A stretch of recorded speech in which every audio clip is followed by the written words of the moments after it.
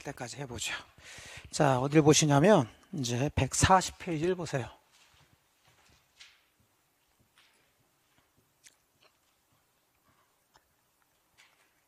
자, 물권의 효력에서 여기 보시면 물권적 청권이라는 게 나올 거예요. 자, 출제하는 거 보니까 미친 듯이 나오죠. 네, 반드시 이건 잡으셔야 돼요.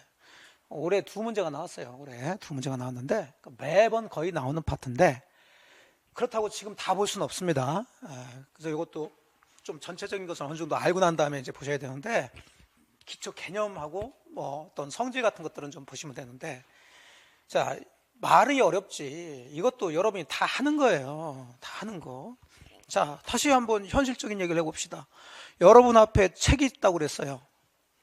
책 물건이죠? 그럼 여러분은 이 책에 대해서 권리가 있어요, 없어요? 있어요. 어떤 물건이 있나요? 소유권, 또 점유권. 그래요. 두 개 권리가 있다고요. 자, 여러분이 책이 보여요, 안 보여요? 보여요. 근데 여기에 여러분이 지금 소유권과 점유권이라는 두 개의 권리를 가지고 있다고 그랬죠? 소유권과 점유권이 보여요, 안 보여요? 보여? 보이신다고 그러면 빨리 병원 좀 가봐봐. 나 자꾸 막 권리가 보이고 막 그런다고. 안 보이잖아요. 근데 지금 이 책에는 여러분의 소유권하고 점유권 두 개의 권리가 있단 말이에요, 지금. 그래서 지금 이게 문제가 되는 거예요. 그런 걸 자꾸 그래서 상상하고 어떤 상정을 하고서 이제 공부를 하셔야 된다고. 그럼 어쨌든 여러분은 이 책이라는 물건의 소유권과 점유권이라는 물건을 가지고 있죠? 그렇죠? 그러면 이 상태에서는 물권적 청권이라는 게 나올 이유가 없어요. 왜? 물건은 물건을 지가 사용하거나 수익하거나 처분하면 되는 거니까 여러분은 이 책에 대해서 점유권과 소유권을 가지고 있으니까 여러분이 잘 사용하고 좀 뭐하면 누가 빌려달라고 그러면 빌려줘서 돈도 좀 받을 수 있고 아니면 그냥 처분해 볼 수도 있단 말이에요. 이해되셨죠? 네. 그러니까 이거 자체에서는 청구는 항상 상대방이 물건일까요? 사람일까요? 사람이지. 사람한테 뭘 해달라고 청구할 이유가 없는 거예요. 근데 제가 만일에 여러분의 책을 훔쳐갔다고 생각해 보세요. 그럼 제가 여러분 책을 훔쳐갔다 하더라도 여러분은 이 책의 소유자예요? 아니에요? 소유자지. 소유권 그대로 있지. 하지만 소유권은 있지만은 이런 여러분이 이 책을 사용할 수 있어요, 없어요?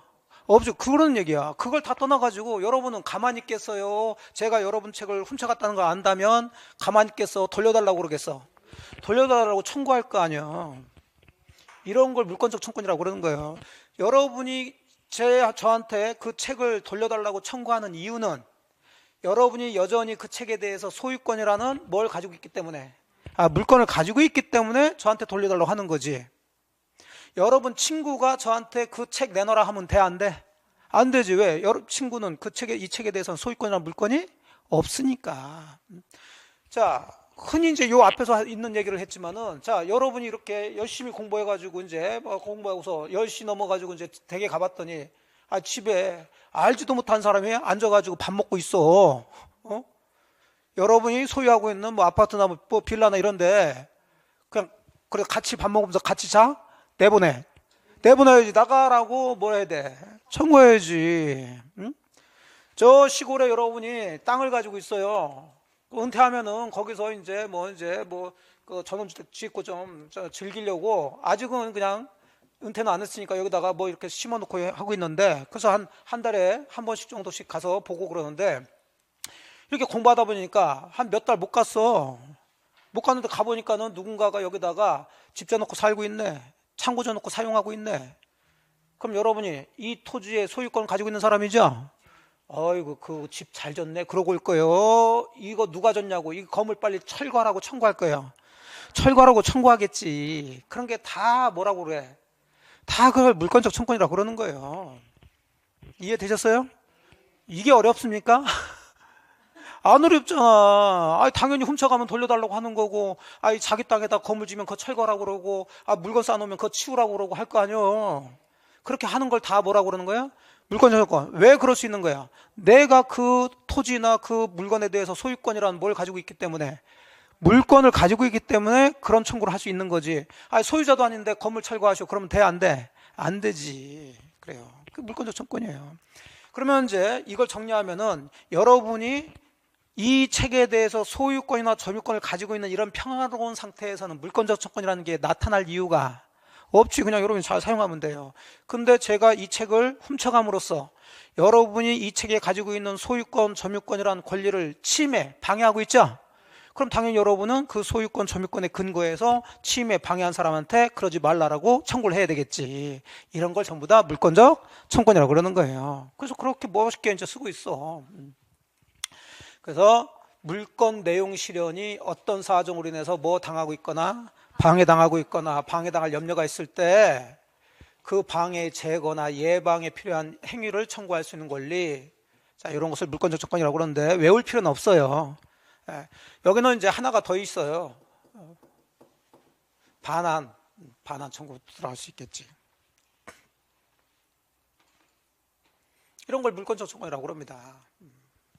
그럼 물권적 청권이라는 개념은 이해되셨나요? 네. 그러니까 물권만 가지고 있을 때는, 평화로울 때는 이런 게 나올 이유가 없고, 누군가가 그 물권을 방해하거나 방해할 염려가 있거나 침해했을 때예요. 쉽게 해서 우리가 이제 현실적으로는 훔쳐갔거나 땅에다가 무단으로 건물 짓거나 아니면 함부로 여러분 건물에 누군가 무단으로 침입을 했다거나 이럴 때 청구할 수 있는 거지. 자, 그러면 물권적 청권의 종류가 나오는데 사실은 이제 두 가지로 나눠볼 수가 있어요. 일단은 물권적 청권의 내용에 따라서는, 자, 아까처럼 가져갔으면 뭐 해달라고? 돌려달라고. 그럼 반환 청구. 물권적 반환 청구권. 사실 이제 요 밑에 다 있지만. 그 다음에 여러분 토지 위에 누군가가 물건을 쌓아놓거나 무단으로 건물을 졌으면 그거 치워라, 철거하라 이렇게 하겠죠? 그것을 방해 뭐라고 하냐면 제거 청구라고 그래요. 제거해달라고. 제거. 그 다음에 이럴 경우도 있어요. 직접적으로 현재 방해는 하고 있지 않지만 앞으로 방해 당할 뭐가 있어? 염려가 있어. 대표적으로 옆집의 담이 아직 무너지지 않았지만 기울어지고 있단 말이에요. 그러면 이게 무너지면 여러분 토지에 쓰러져서 여러분 토지에 방해하겠죠? 그러면 아니 그런 걸 다 떠나가지고 옆집의 담이 좀 이렇게 기울어져가지고 여러분 집으로 쓰러질 것 같으면 가만히 보고 있어요. 그것 좀 쓰러지지 않도록 해달라고 그래요. 그리고 쓰러지지 않도록 좀 해달라고 할 거 아니에요. 그걸 예방청구라고 그래요. 방해 예방청구. 당연한 걸 얘기하고 있는 거죠. 그래서 물권적 청구의 내용에 따라서는 이제 이 세 가지가 있다. 자, 세 가지가 있는데 이제 다시 이제 요건 종류는 뭘로 나눈 거냐면, 그럼 물권적 청권은 좀 이따도 말씀드리겠지만 이 청권은 어디서부터 나오는 거냐면 물권으로부터 나오는 거예요. 여러분이 책에 대해서 점유권을 가지고 있으니까 점유권을 누군가가 방해하거나 방해받을 염려가 있으면 점유권에 의한 물권적 청권이 나오겠죠. 이걸 점유보호 청권이라고 그래요. 그럼 당연히 이 내용도 돌려달라, 제거해달라, 예방해달라 이렇게 할 수 있는 거지. 그럼 물권은 점유권만 있는 게 아니라고 그랬죠? 그럼 당연히 소유권을 누군가 방해하거나 방해할 염려가 있다 그러면 똑같이 소유권에 의해서 물권적 청권이 나오는 거예요. 그래서 반환, 제거, 예방. 그러면은 다른 물권들도 똑같은 얘기가 되겠죠. 아까 쭉 보셨지만은 물권은 요 두 가지만 있나요? 더 있나요? 그럼 만일에 용익물권 중에 지상권이 있으면 지상권을 누군가 또 방해하거나 침해할 수 있겠죠? 그럼 지상권에 의해서 또 뭐? 반환, 제거, 예방 이렇게 쭉 나가는 거예요. 무슨 얘기지? 되시죠? 예. 그래서 이제 뭐 이런 것들은 지금 보지 마시고 원리만 이해하시라고요. 이런 걸 물권적 청권이라고 그런다. 예. 자, 그러면 물권적 청권에서는 뭐 소유권에 의한 물권적 청권 이런 것은 지금 보실 건 아니에요. 소유권을 알고 나서 들어가셔야 되죠. 이건 쭉 하셨는데. 자, 물권적 청권의 성질을 봅니다. 자, 다시 한번 체크해 볼게요. 물권적 청권은 물권이다, 아니다? 아니 그냥 있는 그대로만 해보세요. 물권적 청권은 물권이다, 아니다? 아니지. 뭐 고민할 게 뭐가 있어요. 물권은 이렇게 쓰겠죠. 물권은. 근데 이건 물권적 청권이라고 그랬으니까 요 권리하고 요 권리는 같은 거 다른 거? 다른 거죠. 다른 거지만 떨어질 수 있어 없어? 없어요. 항상 요 물건과 요 물권적 조건은 운명을 같이 하는 거예요. 자, 그러니까 물건 가진 사람만이 거기서 나오는 뭘 행사할 수 있어요? 물권적 조건 행사할 수 있다고. 소유권 가진 사람만이 소유권의 근거에서 물권적 조건을 행사하는 거예요. 점유권 가진 사람만이 점유권에 의해서 물권적 행사하는 거예요. 그럼 소유권이나 점유권이라는 권리를 다른한테 넘겼으면 이것도 같이 따라간다. 이건 그대로 가지고 있는다. 따라가야지. 그럼 이런 물건이 없어지면 이 청권도 같이 없어지는 거예요. 그러면 이게 어디에서 문제가 나오냐면 이 물권적 청권도 하나의 권리니까 이걸 행사하는 주체가 있어야 되겠죠. 그럼 당연히 행사 주체는 현재 뭘 가진 사람? 물건 가진 사람만이 행사할 수 있다는 거예요. 근데 물건 가지고 있지 않는 사람이 물권적 청권 행사한다. 그러면 그런 문장은 맞는 문장, 틀린 문장.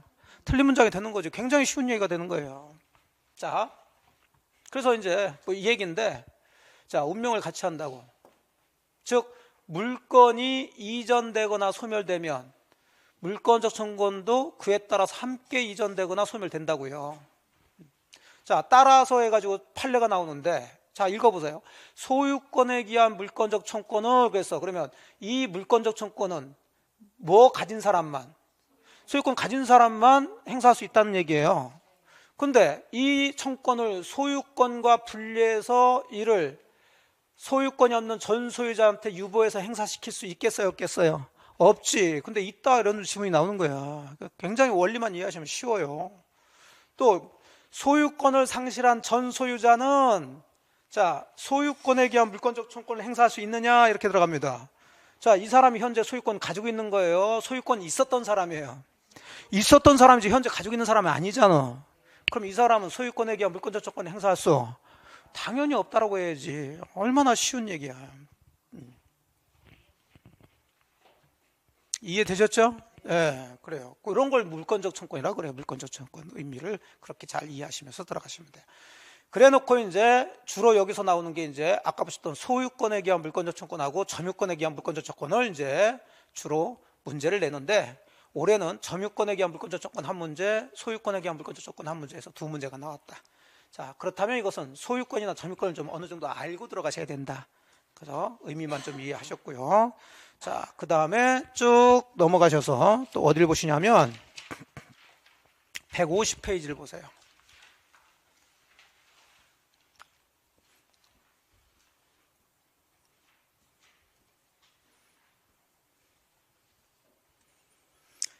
자, 물건의 변동 이런 얘기가 나오는데요. 자, 이것도 그냥 150페이지는 아니에요. 147페이지인데 그냥 읽지 마시라고요. 우리가 첫날 제가 민법의 큰 구조 해가지고요.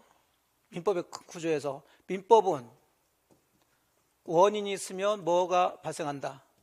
결과. 이 결과를 뭐라 했어요? 법률 효과. 원인을 법률 요건이라고 그랬죠. 그 법률 효과에 해당되는 게 뭐라고 그랬나요? 권리의 변동. 새벽 2시까지 뭔 공부는 해? 공부는 하나도 안 했구만. 그 법률 요건은 크게 두 가지. 당사자 의사표시에 의해서 권리 변동이 일어나는 법률 뭐 행위하고 당사자 의사표시하고 아무 상관없이 권리 변동이 일어나는 법률 규정. 아, 여기부터 출발한다니까. 그러니까 큰 틀을 잡고 들어가셔야 된다니까. 그럼 이것은 민법 전체를 얘기하는 거니까 전부 다 법법, 권리, 뭐 법률 이런 얘기를 하고 있지. 자, 근데 우리는 권리 중에서 뭘 배워요? 그럼 여기다가 이제 뭘 집어넣어야 되겠어요? 물건을 집어넣은 거예요. 그래서 물건의 변동이라고 나오는 거예요. 그럼 원리 똑같이. 그럼 이 물건의 변동도 뭐로 인한 것과 그다음 뭐로 인한 거. 그래요. 그렇게 들어가는 거예요. 그러면 여기서 이제 문제가 생기는 게 일반적으로는 요 두 가지에서 이렇게 발생되지만 자, 물건의 변동도 당연히 이걸 원인으로 해서 이게 발생되는데 법률 행위로 인해서 부동산 물건 변동이 일어날 때하고 법률 규정에서 부동산 물건 변동이 일어날 때가 조금 달라요. 그게 어떻게 다른지를 이제 가서 보시겠다는 거예요. 그래서 물건 변동 원인 뭐 어쩌고저쩌고 하는데 다 배웠던 얘기입니다.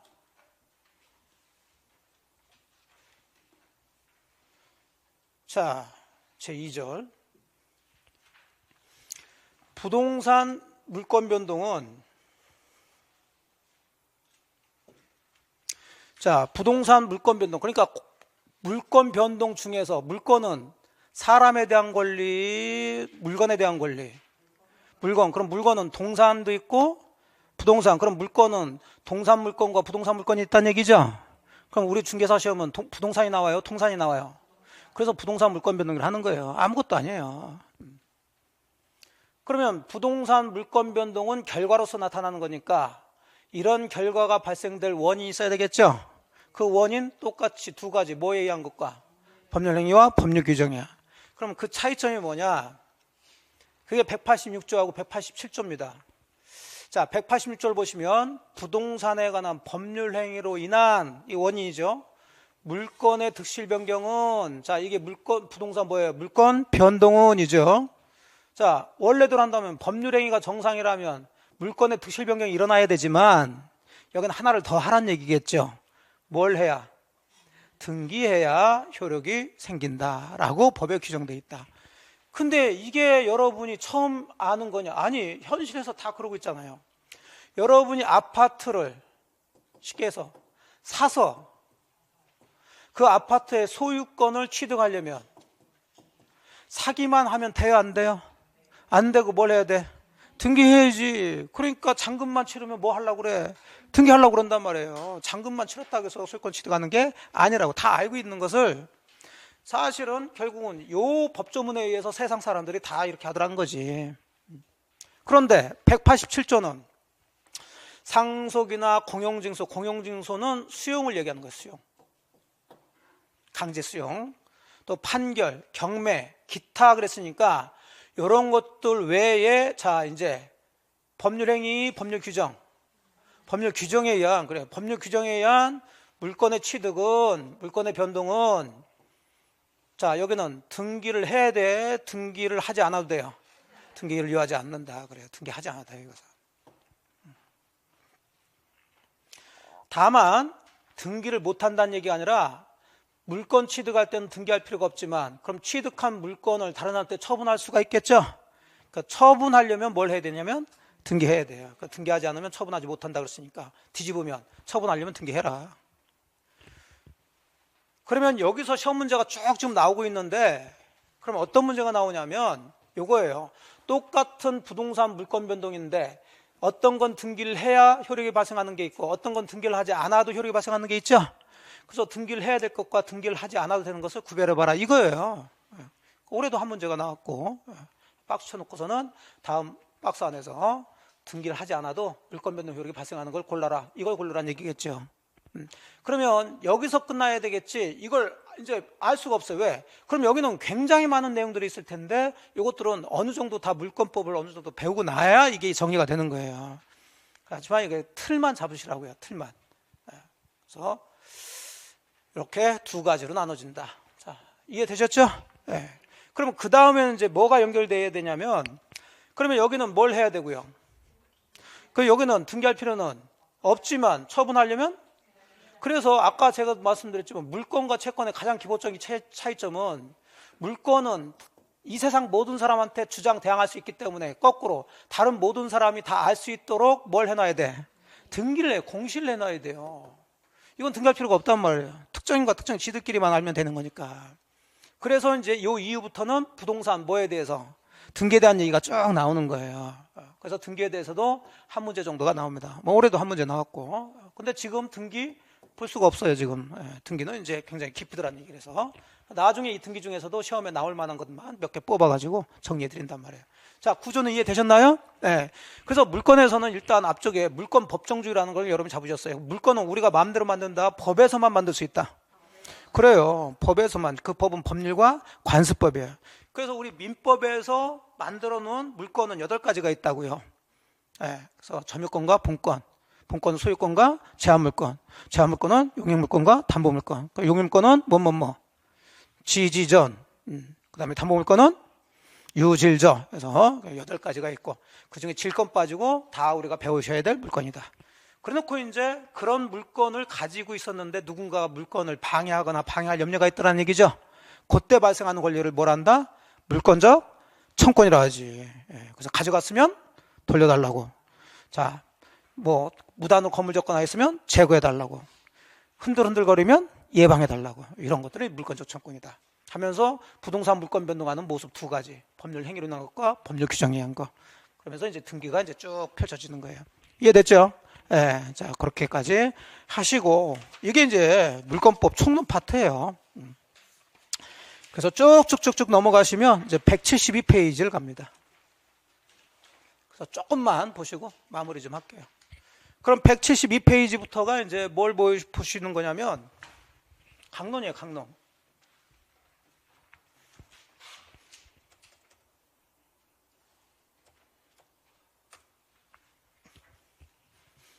자, 여기부터 이제 본격적으로 물권을 하나씩 배우겠다는 거지. 그럼 우리가 물권 쭉 구별한 것 중에서 맨 처음에 나온 게 뭐였나요? 점유권. 그 점유권 배우시는 거예요. 자, 점유권은 한 문제 정도가 나와요. 많이 나오면 두 문제인데, 그럼 무시해야 될까, 무시하지 않아야 될까? 무시하지 않아야 돼요, 이거는. 왜냐하면 가장 기초가 되는 물건이에요. 그러니까 문제는 한 문제 정도 나오지만 이 점유권을 잘 이해해야지만이 다른 물건이 이해되는 것들이 굉장히 많아요, 이게. 그래서 점유권에 대해서 뭐 오늘 다 볼 수는 없고요. 사실은 이거 하나가 이제 하나의 테마로 제가 문제도, 기출문제도 해놨는데 그거 풀 수는 없을 것 같고 조금 말씀드리다가 오늘은 끝내야 될 것 같아요. 자, 이 점유권은 말 그대로 뭐 하고 있으면 그냥 그대로 권리를 인정해줘요. 그럼 점유를 잃게 되면 권리도 잃게 되는 거예요.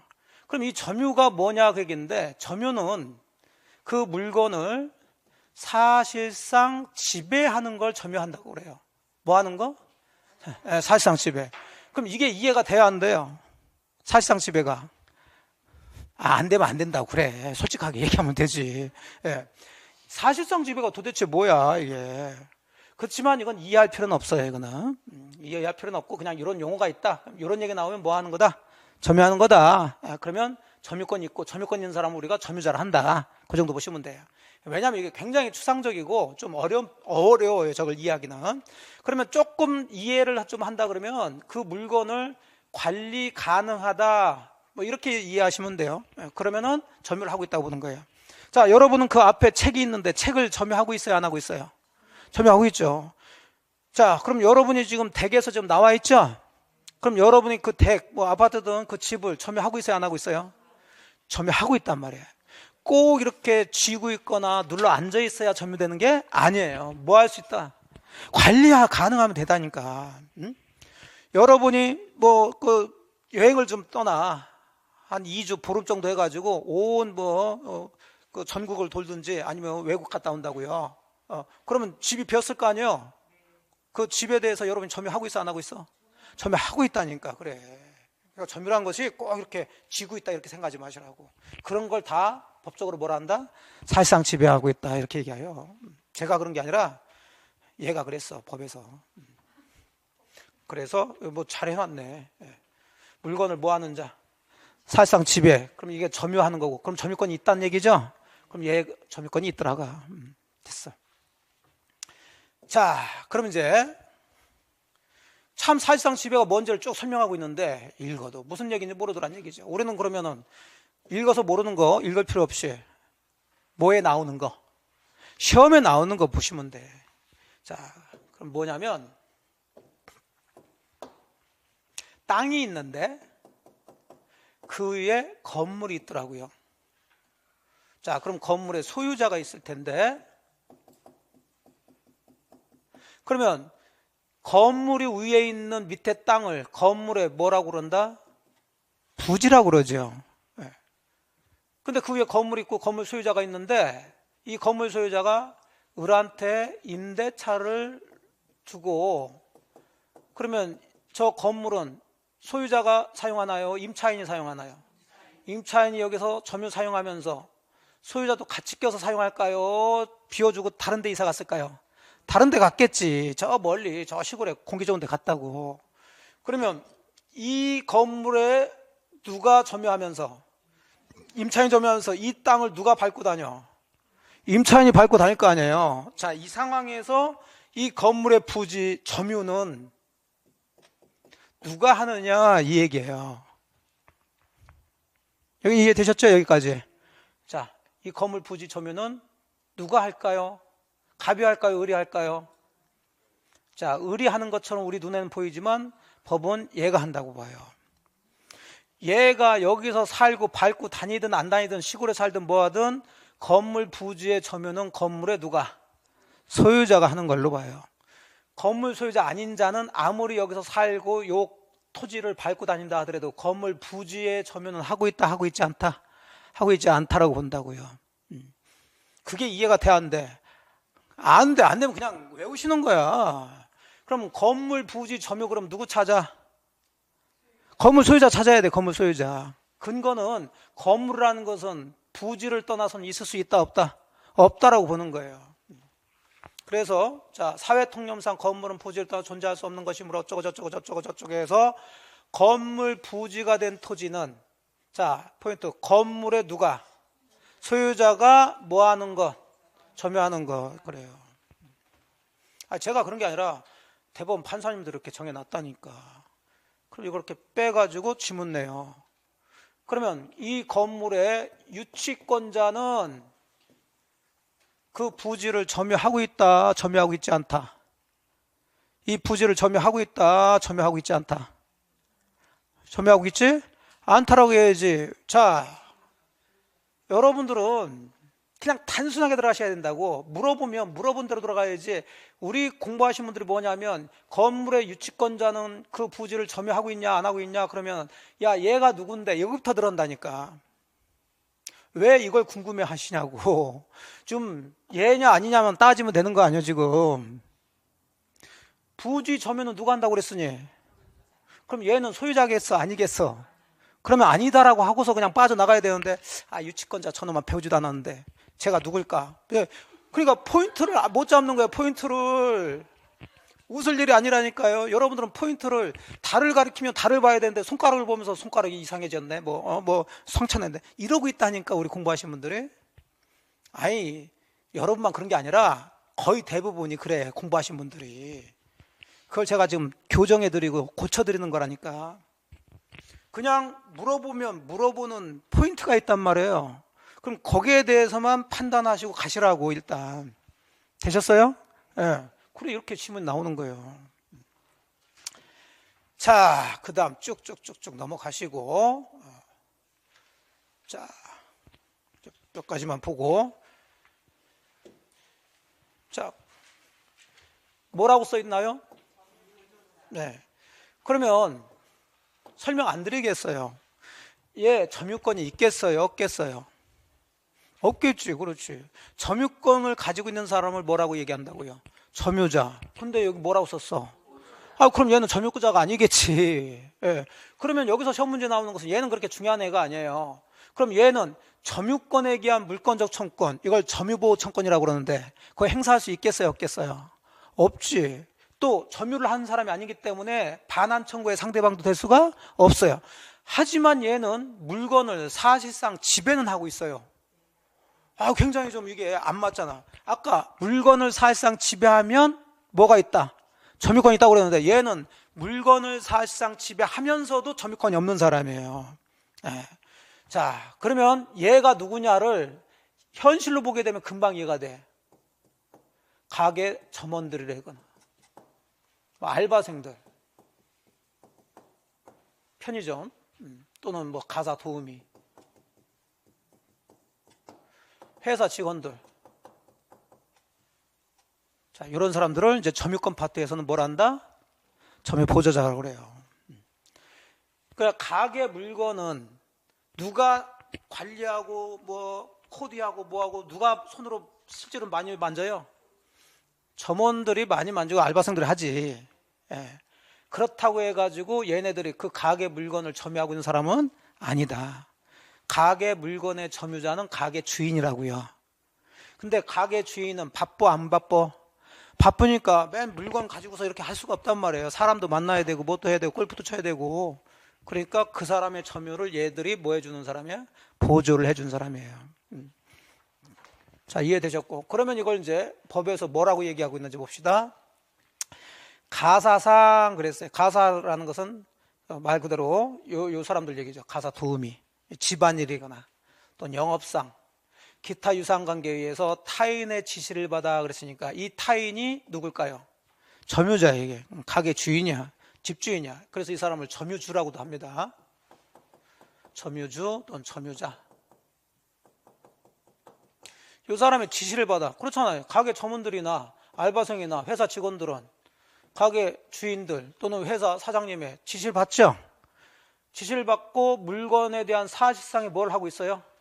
지배를 하지만 걔네들은 점유권이 있다 없다? 없어. 없고 얘만 점유자로 본다고요. 되셨어. 자, 성립 요건 같은 거 잘 몰라도 돼요. 그러면 아까 다 얘기했는데 여기 나왔죠. 자, 점유 보호자는 점유자다 아니다? 아니니까 자, 점유 보호 청권 행사할 수 없고요. 점유 보호 청권의 상대방도 되지 않습니다. 근데 된다 그러면 틀린 얘기가 되겠지. 예. 이해되셨나요? 예. 제가 믿을 것 같아? 자, A 가게가 있고 B 가게가 있는데 얘도 가게 첨원이야. 얘도 가게 첨원. 갑을 가게 첨원. 자, 법적으로는 이런 사람들을 뭐라 그런다고요? 점유 보조자. 근데 같은 걸 파는 가게인데 이쪽이 잘 팔려. 그러니까 얘가 쓱 가가지고 여기 있는 물건 중에 하나를 훔쳐왔어요. 여기까지 이해되시나요? 네. 그걸 이틀 후에 얘가 알았어요. 그래서 얘가 얘한테 가서 야 인마 이거 우리 가게 물건을 네가 왜 훔쳐가냐? 그거 빨리 돌려줘. 반환 청구할 수 있어요 없어요? 그렇지 없지. 얘 상대방이 돼야 안 돼요? 안 돼. 그래. 근데 현실에서는 그렇게 해야 안 해요? 그렇지. 그렇게 할 거 아니야 현실에서는. 현실도 뭐 현실을 부정하시면 안 되지. 당연히 현실에서는 그걸 알았다면 이 점원이 가가지고 달라고 하고 하겠지. 근데 법적으로는 그게 인정된다 안 된다? 안 돼. 왜? 얘는 이 물건에 대해서 점유권이 없고 얘는 지가 지금 손에 쥐고 있다 하더라도 그걸 점유한 사람이 아니야. 그럼 법적으로는 요거 가게 사장이 요 가게 사장한테 해야 된단 말이에요. 이해되셨어요? 그래요. 그러니까 그런 걸 잘 이해하시면서 공부하시면 돼. 잘하셨어. 잘하셨어. 자, 여기까지 일단 볼게요. 그 다음에 사실은 이제 시험 문제 이 간접 점유부터 해서 쭉 이제 문제가 나오는데 여기 들어가면 이제 길어져요. 그래서 오늘은 요 정도에서 보시고 그래서 계속 제가 지금 여러분 강의하면서 일종의 하나씩 이제 확인을 하는 거예요. 계속 본인 생각대로 하는지 법대로 하는지. 그래서 처음에는 자기 생각대로 쭉 하다가 끝날 때쯤 되니까 조금 이제 달라졌어요. 안 보내고 싶다 진짜. 그래 또 보내면 또 그냥 정상으로 또 이렇게 해가지고 또 올 거 아니야 이게. 항상 생각하세요. 멋대로 하자? 법대로. 그러면 편해져요. 오늘 요 정도에서 마무리하도록 하고 요거 다음 주에 좀 가지고 오세요. 가지고 오시고 하시면 되겠어요. 자, 고생 많으셨어요. 수고하셨습니다.